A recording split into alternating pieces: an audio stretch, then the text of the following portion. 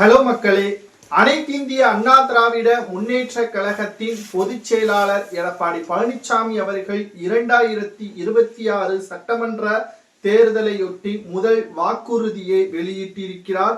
சமூக வலைதளங்களில் திராவிட முன்னேற்ற கழகத்திற்கு மிகப்பெரிய ஒரு எதிராக இந்த வாக்குறுதி அமைந்திருக்கிறது என்றும், கிட்டத்தட்ட ஆளும் கட்சியினர்கள் வெளியிடக்கூடிய வாக்குறுதிகளை வைத்துத்தான் எதிர்கட்சிகள் வாக்குறுதிகளை கொடுக்கும்.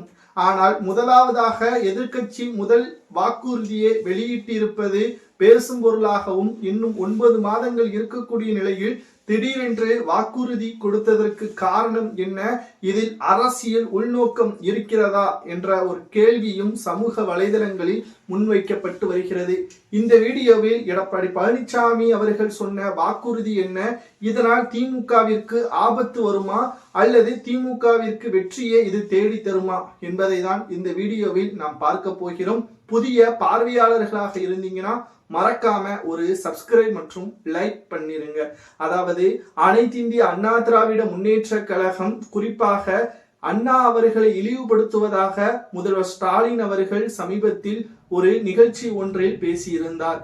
இதற்கு தக்க பதிலடியை கொடுக்கும் விதமாகத்தான் அண்ணா அவர்களது கொள்கைகளை விட்டுவிட்டு குடும்ப ஆட்சியையும் குடும்ப உறுப்பினர்களுக்கு முக்கிய பதவிகளை கொடுப்பதற்காக மட்டும்தான் திமுக செயல்பட்டு வருவதாகவும், கட்சிக்காக உழைப்பவர்களுக்கு அங்கீகாரம் கிடையாது என்றும் எடப்பாடி பழனிசாமி அவர்கள் தெரிவித்திருக்கிறார். கடந்த 4 ஆண்டுகளாக திராவிட முன்னேற்ற கழகத்தின் ஆட்சியில் இழந்ததை நாங்கள் ஆட்சிக்கு வந்தால் கொடுப்போம்.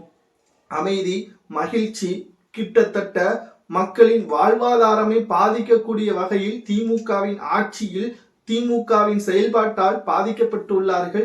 அதை நாங்கள் மீட்டு எடுப்போம் என்றும், நிச்சயம் திமுகவிற்கு நாங்கள் மிகப்பெரிய ஒரு பாடத்தை புகட்டுவோம் என்றும் வாக்குறுதியாக எடப்பாடி பழனிசாமி அவர்கள் கூறியுள்ளார்.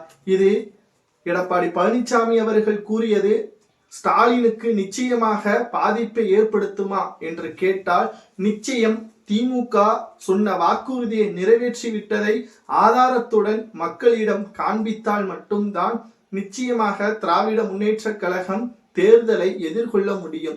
இரண்டாவதாக, இளைஞர்களுக்கு அதிக அளவு வாய்ப்புகளை இந்த முறை களத்தில் இறக்க வேண்டும். அது அதிமுகவாக இருந்தாலும் சரி, திமுகவாக இருந்தாலும் சரி, இந்த முறை இளைஞர்களது ஓட்டுக்கள் அதிக அளவில் ஓட்டு வங்கியில் விழும். ஏனென்றால் தமிழக வெற்றி கழகத்தின் தலைவர் விஜய் அவர்கள் அரசியலில் கால் பதித்து விட்டால் அவருக்காக பல இளைஞர்கள் இருக்கிறார்கள் என்று சமூக வலைதளங்களில் தான் நாம் இதுவரை பார்த்திருந்தோம்.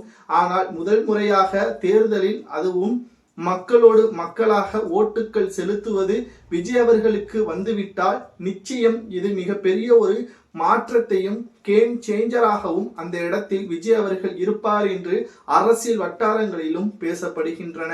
இந்த ஒரு வேளையில் அதிமுகவின் பொதுச் செயலாளர் எடப்பாடி பழனிசாமி அவர்கள் தமிழகத்தில் அமைதி இல்லை, பாதுகாப்பு இல்லை, அதை நாங்கள் மீட்டெடுப்போம் என்று வாக்குறுதியாக கூறியிருப்பது எந்த அளவிற்கு திமுகவை பாதிக்கும் என்பதை வரக்கூடிய நாட்களில் நாம் பார்க்க போகிறோம். இந்த பிரச்சனை எங்கிருந்து ஆரம்பித்தது என்றால், முருகா மாநாடு பாஜக நிகழ்ச்சியாகவே மாற்றப்பட்டதும், அதில் அதிமுகவின் மாஜி அமைச்சர்கள் கலந்து கொண்டதும், அண்ணா அவர்களையும் பெரியார் அவர்களையும் இழிவாக ஒரு சில வீடியோக்கள் பரவியதை மேடையில் ஏன் பேசவில்லை? இதற்கு முழுக்க முழுக்க அதிமுக அடமானம் போய்விட்டதா, அண்ணாவை வைத்து அரசியலை நடத்துகிறார்கள் என்ற ஸ்டாலின் அவர்கள் பேசியதற்கு பதிலடி கொடுக்கும் விதமாக எடப்பாடி பேசியதாகவும் நம்மால் பார்க்க முடிகிறது. உங்களது கருத்துக்களை கூறுங்கள். அண்ணா அவர்களை வைத்து அரசியல் நடத்துவது அதிமுகவா அல்லது திமுகவா என்பதை கமெண்ட் வாயிலாக மறக்காமல் கூறுங்கள். இந்த வீடியோ பிடிச்சிருந்தா ஒரே ஒரு லைக் மற்றும் சப்ஸ்கிரைப் பண்ணுங்க. நன்றி.